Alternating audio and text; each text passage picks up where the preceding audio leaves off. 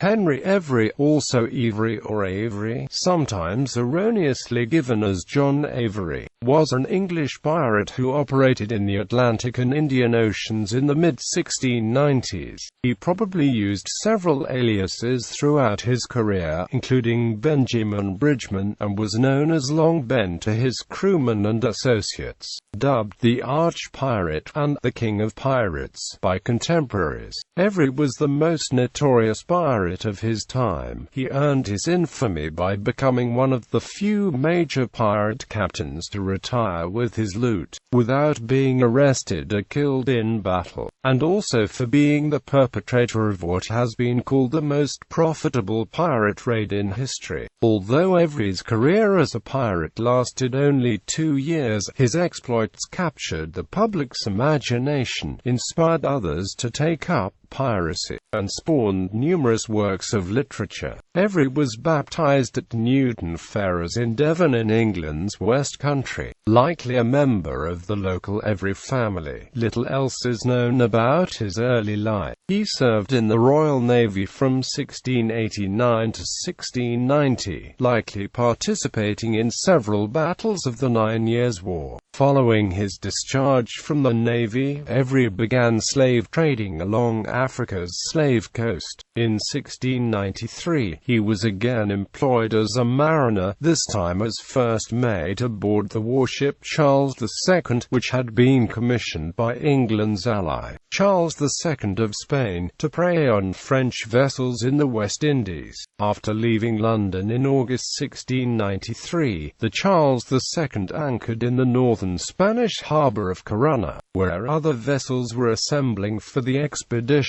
A crew grew discontent as Madrid failed to deliver a letter of marque and the Charles II's owners failed to pay the wages. On the evening of the 7th of May 1694, the restless sailors mutinied, with the Charles II renamed the Fancy and Evory elected as the new captain. The Fancy sailed south en route to the Indian Ocean, soon plundering 5 ships off the West African coast. In early 1695, the Fancy had reached the Comoros Islands, where Evory's crew raided a French vessel and narrowly escaped capture by 3 East Indiamen. The Fancy then sailed north to the Arabian Sea, where a 25-ship convoy of Mughal vessels was making the annual pilgrimage to Mecca, including the treasure-laden flagship Ganjai Sawai and its escort, the Fata Muhammad. Joining forces with several pirate vessels, Evory found himself in command of a small pirate squadron, including a sloop captained by English pirate Thomas Tew. As the pirates gave chase, the smaller vessels in the squadron gradually fell behind, and at some point Tew was killed in an engagement with a Mughal ship. Evory had more success, however, capturing the Fata Muhammad and later overtaking the Ganjai Sawai, snapping its mainmast in a cannonball volley. Following several hours of ferocious hand-to-hand combat on deck, the pirates emerged victorious.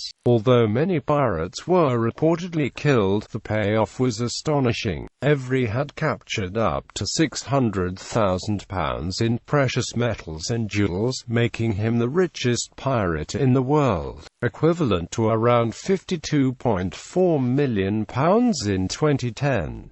After this raid, Evory and his crew tortured and killed a great number of the passengers and raped women of all ages. Some women stabbed themselves with daggers or jumped overboard, committing suicide to escape this fate. The plunder of Ganjai Sawai caused considerable damage to England's fragile relations with the Mughals. In response to Evory's attack, a combined bounty of £1,000, an immense sum by the standards of the time, was offered for his capture by the Privy Council and the East India Company, leading to the first worldwide manhunt in recorded history. Evory and his crew fled to the Bahamas, briefly sheltering in New Providence, a known pirate haven. After adopting aliases, the crew broke company, most choosing to sail home to the British Isles and the rest remaining serving in the British West Indies are taking to the North American colonies. 24 of the pirates were eventually captured, and 6 were tried, convicted, and hanged in London in November 1696.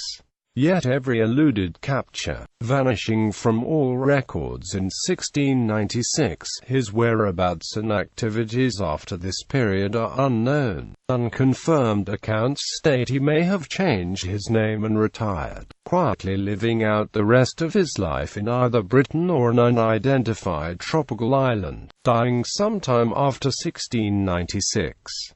Colin Woodard states that Evory, in trying to launder his riches to currency, had been outsmarted by wealthy landowners, and died a poor beggar, not being able to afford his own coffin. Many still believe that Avery's treasure is still out there. Early life. Background. Modern scholarship suggests that Evory was born on the 23rd of August 1659 in the village of Newton Ferrers, about 9.7 kilometers southeast of Plymouth. Parish records indicate that he may have been the son of John Avery and his wife, and the Evory family of Devonshire was quite established at the time, and it is likely he was a kinsman of the Everys of Wycroft Castle. According to the deposition of William Phillips, a member of Every's crew who gave a voluntary confession after his capture, in August 1696, Avery was aged about 40 years. His mother lived near Plymouth, and his wife was a periwig seller who lived in Ratcliffe Highway. Avery was married, and records indicate that he may have wed one Dorothy Arthur at St James Duke's Place in London on the 11th of September 1690, though there is no evidence that he had any children.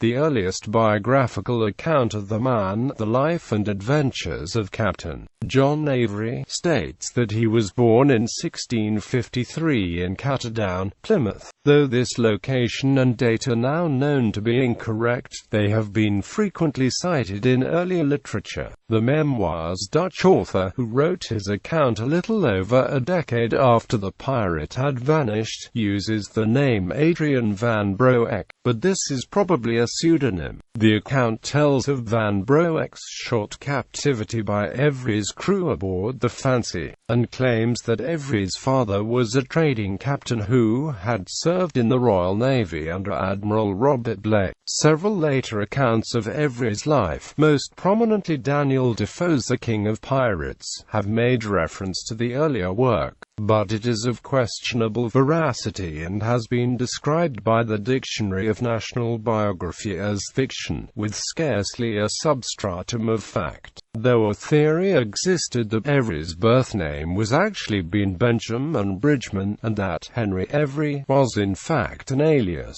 Modern scholarship has debunked it. It is accepted by historians that Henry Evory was the pirate's real name, given that he used this name when he entered the Royal Navy. As this was prior to the onset of his piratical career, he would have had no need for an alias, that is, Evory only used the name Bridgeman after committing piracy. Evory may have been a cousin of the well-known Evory baronets, though this has not been proven conclusively. Royal Navy service. Evory was probably a sailor from youth, serving on various Royal Navy ships. Popular accounts state that Evory served aboard the English fleet bombarding Algiers in 1671, buccaneered in the Caribbean Sea, and even captained a logwood freighter in the Bay of Campeche, although these stories come from Adrian van Broek's fictional memoir. The substantiated record picks up in March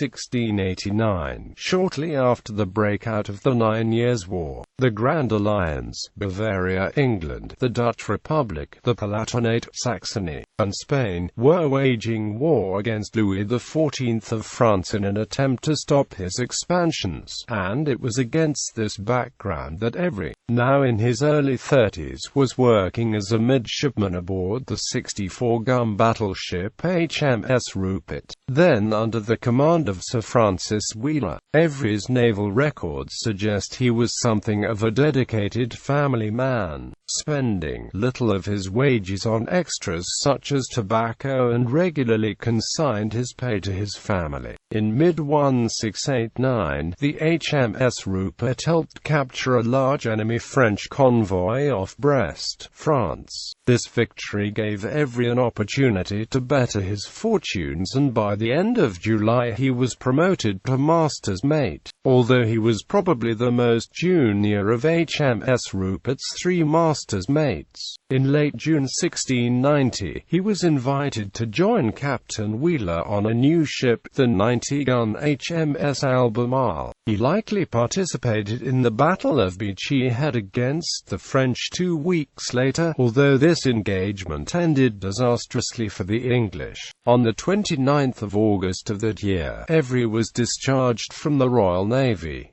Slave trading. After discharge from the Navy, Evory entered the Atlantic slave trade. According to the memoirs of Peter Henry Bruce, a West Indian merchant who wrote several decades after Evory's disappearance. From 1690 to 1692, Evory was illicitly slave trading under the protection of then-governor of the Bahamas, Cadwallader Jones. Between 1660 and 1698, the Royal African Company maintained a monopoly over all English slave trade, making it illegal to sell slaves without a license. To ensure compliance, the Royal Navy protected the company's interests along the West African coast. Although illegal, unlicensed slaving could be a highly lucrative enterprise. As Evory was certainly aware, the prospect of profits ensured that violations of the company's monopoly by interlopers remained a fairly common crime. In 1693, Evory is identified in a journal prepared by an agent of the Royal African Company, Captain Thomas Phillips of the Hannibal, then on a slaving mission on the Guinea coast, who writes, "I have nowhere upon the coast met the negroes so shy as here, which makes me fancy they have had tricks played them by such blades as Long Ben, alias Avery, who have seized them and carried them away." Captain Phillips,